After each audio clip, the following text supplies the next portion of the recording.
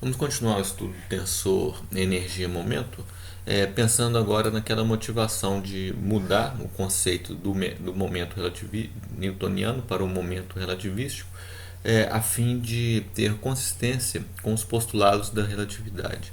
Antes disso, a gente vai fazer só um parênteses para estabelecer um resultado que vamos precisar, que é a lei de transformação relativística de velocidades, que é obtida diretamente das equações de transformação de Lorentz.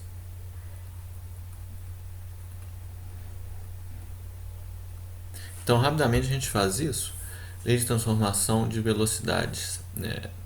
Então, para isso a gente faz assim: a gente tem um referencial S, vou colocar aqui de um eixo X, um referencial que eu vou chamar de S barra com uma coordenada aqui x'.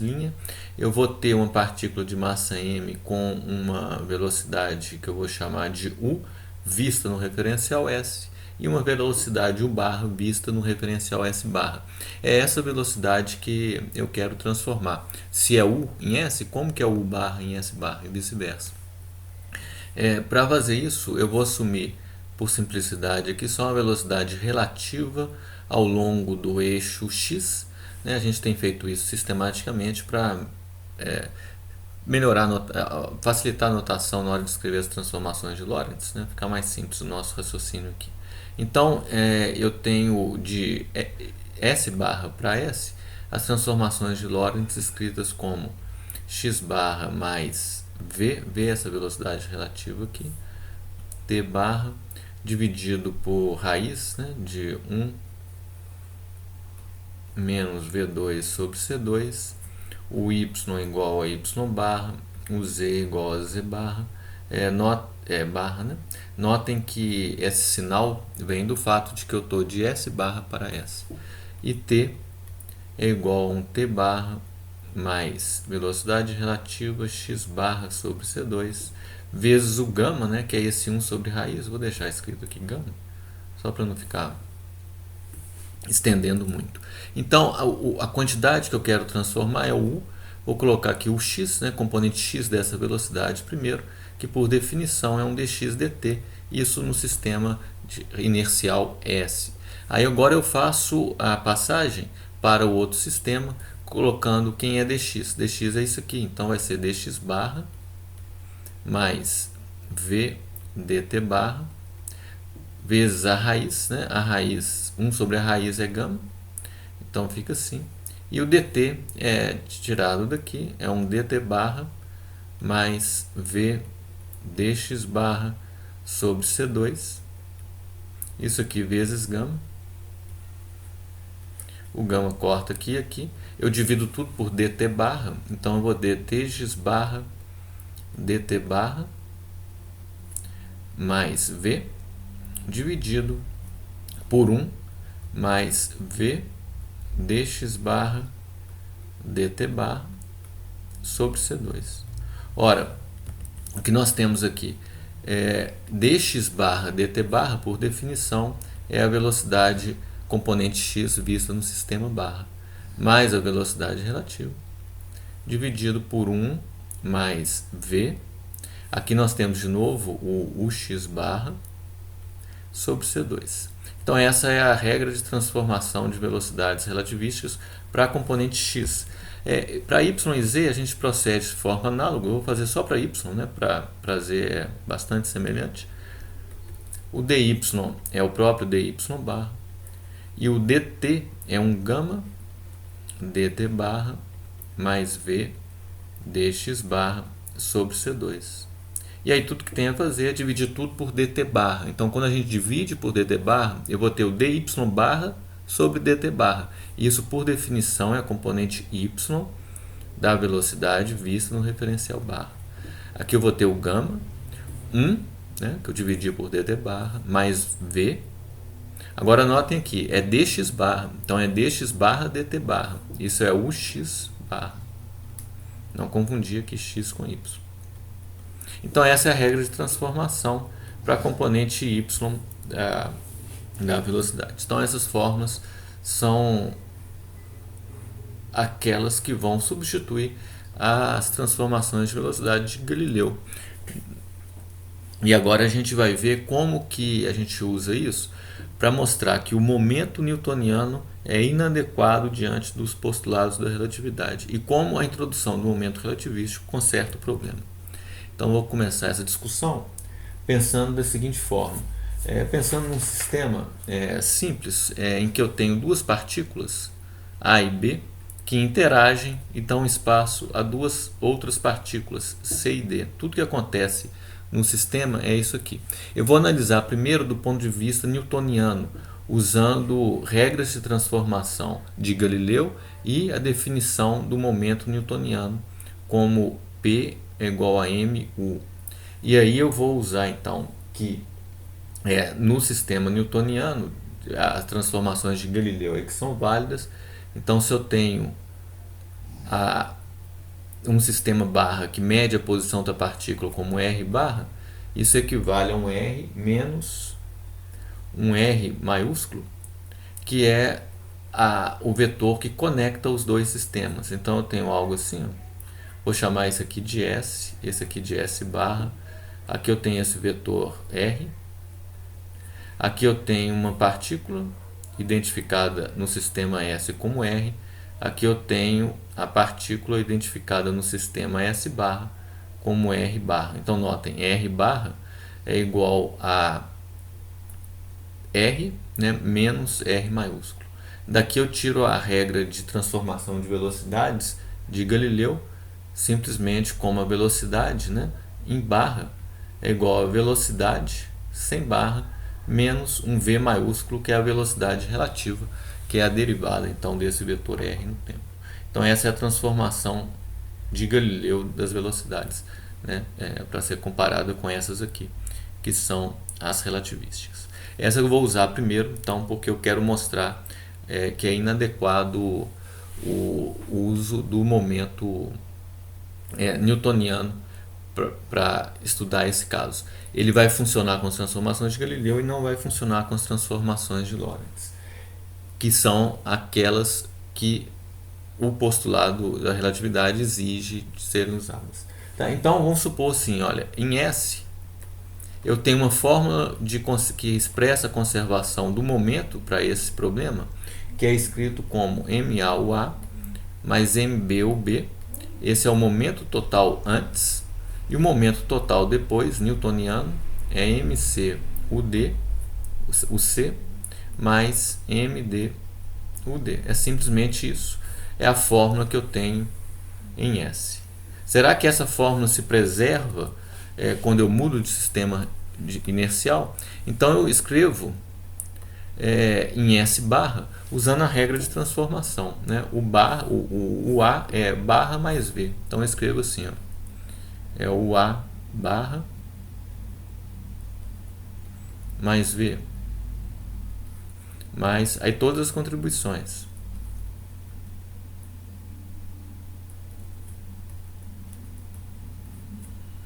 Tem que ser igual ao depois. E finalmente a contribuição do D.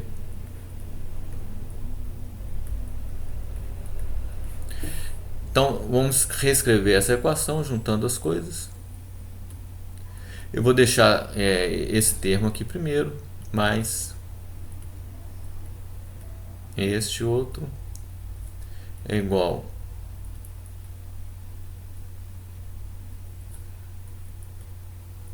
a parte do D, que é isso, mas aí eu tenho outros termos que são todos proporcionais à velocidade relativa. Vou colocar em evidência, e aqui eu tenho MC mais MD menos, vou deixar um colchete aqui, MA, que eu estou passando para o lado de cá, e o MB, que eu estou passando para o lado de cá. Ora, nada acontece nessa reação a não ser a transformação de A e B para C e D com mudança de velocidades.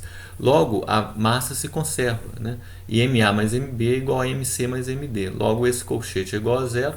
E eu tenho em S barra a equação escrita direitinho, da mesma forma que está em S. Conclusão: o momento relativístico ele obedece a um princípio de relatividade de Galileu na mecânica newtoniana. definindo o momento como massa vezes velocidade. Se eu tenho conservação do momento em um referencial, eu vou ter aquela conservação nos outros referenciais iniciais, escritas da mesma forma, e usando transformações de Galileu. No entanto, o postulado da relatividade exige que quem faça a transformação seja as transformações de Lorentz, as equações de Lorentz, não as de Galileu. Então eu tenho que partir de novo dessa equação e impor uma transformação de Lorentz nas velocidades para mostrar que eu tenho a conservação da mesma forma no outro referencial. Isso não vai ser possível.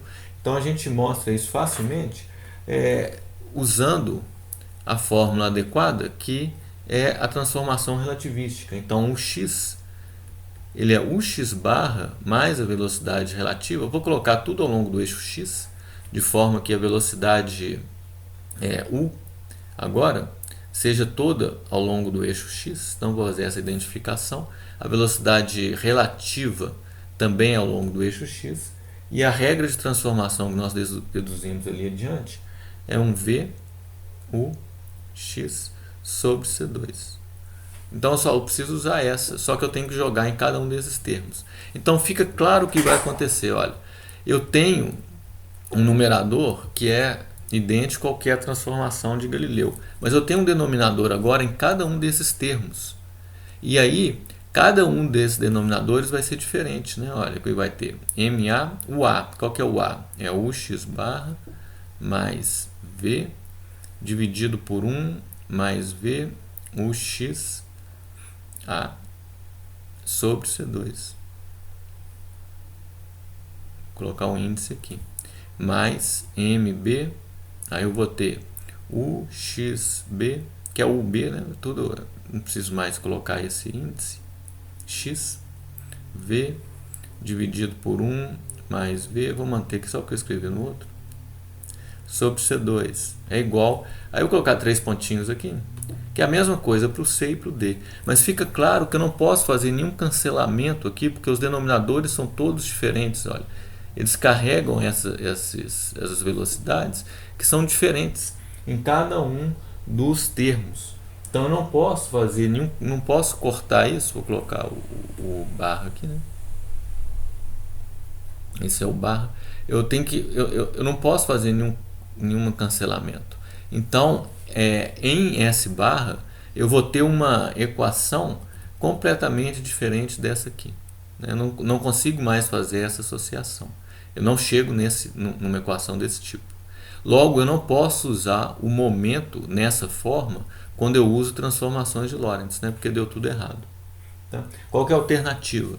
Eu vou reescrever tudo agora usando o momento relativístico, que é o m eta. Né? Eta é aquele vetor velocidade própria que eu tinha definido como um dl de tal. Né? Então, isso aqui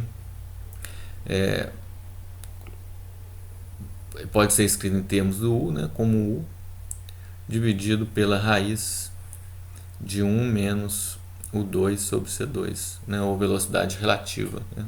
no caso. Então essa é a velocidade, esse é o momento que eu estou usando agora, tá? Escrito dessa forma. Então em S eu vou ter uma lei de conservação do momento escrito assim, ó, MA tá? Vou colocar tudo ao longo do eixo X também, só tem um eixo, é unidimensional o meu problema, por isso eu não estou preocupado com vetores aqui, mas eu escrevo o meu nova lei de conservação do momento, só trocando o MU pelo M eta. Então não tem dúvida que em S eu tenho algo assim.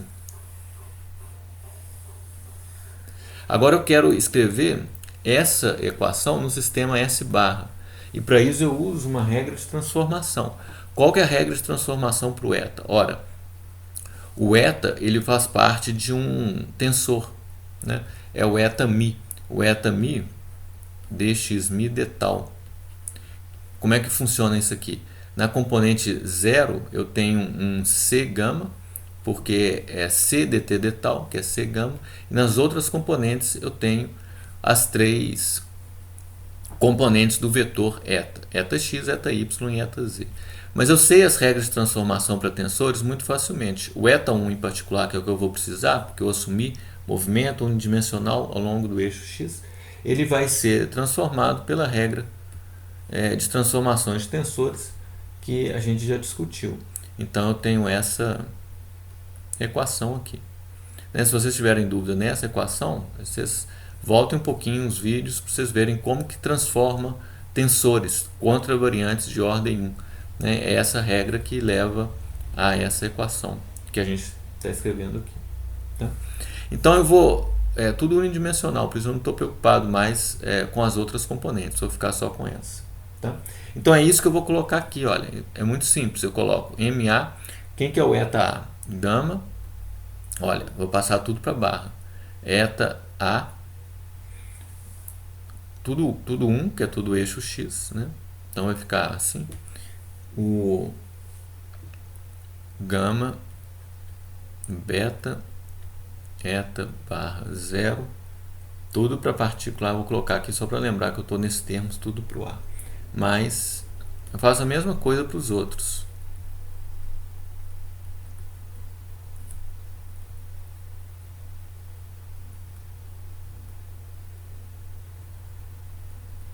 Isso tem que ser igual então a MC, contribuição do C,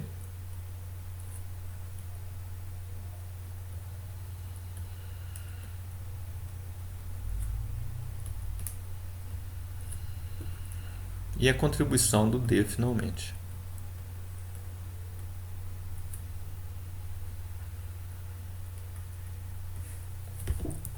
Então a gente vai reunir isso aqui agora.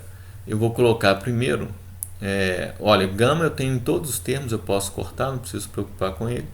Então certamente eu tenho uma parte que pode ser escrita dessa forma aqui, olha. MA eta A, que é esse aqui. Vou tirar o índice 1, porque eu só estou no ângulo do eixo x mesmo. Mais MB eta barra B, que é este aqui, é igual a MC eta C barra, que é esse aqui, mais MD eta D barra, que é este aqui. Eu tenho isso com certeza, e se eu tiver apenas isso, eu consigo chegar no objetivo, que é mostrar que se em S eu tenho uma equação desse tipo, eu faço transformações de Lorentz e chego em S barra numa conservação escrita da mesma forma. Porém, para isso é o que eu quero. E isso é verdade, desde que os outros termos aqui somem para zero. Mas vamos ver o que ficou. Vamos ver o que eu preciso para isso. Então eu vou ter que ter, olha, o gama eu já cortei, então eu tenho aqui um beta, beta, beta e beta, isso tudo também tem beta em todos os termos. Eu vou ter um eta A barra 0 mais vezes MA mais MB